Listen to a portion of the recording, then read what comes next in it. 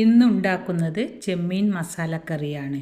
ഇതിനായി 1/2 സ്പൂൺ മഞ്ഞൾ, 1 സ്പൂൺ മുളക് പൊടി, 1 സ്പൂൺ മല്ലിപ്പൊടി, ഇഞ്ചി, വെളുത്തുള്ളി, 2-3 പച്ചമുളക്,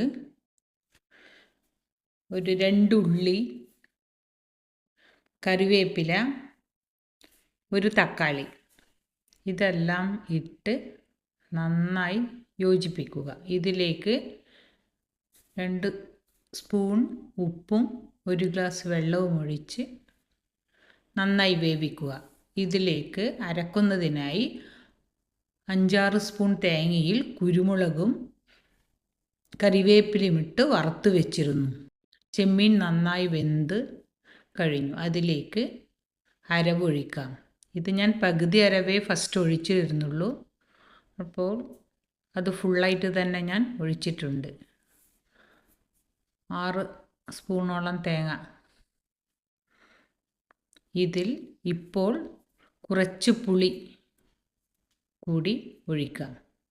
ഇത് നന്നായി തിളപ്പിക്കുക. കുറച്ചുകൂടി കുറുകി വരുമ്പോഴേക്കും വെളിച്ചെണ്ണയിൽ ഉള്ളിയും കറിവേപ്പിലയും ചേർത്ത് കുറച്ചതിലേക്ക് കുരുമുളകും ഇടുക. തീ ഓഫ് ചെയ്തതിന് ശേഷം 1/2 സ്പൂൺ കുരുമുളകും ഇട്ട് ഈ മസാലക്കറിയിലേക്ക് ചേർക്കാം. മസാലക്കറി നന്നായി വെന്ത് വന്നിട്ടുണ്ട്. നല്ല മുഴുത്ത് വന്നിട്ടുണ്ട്. നല്ല ടേസ്റ്റി മസാലക്കറിയാണ്.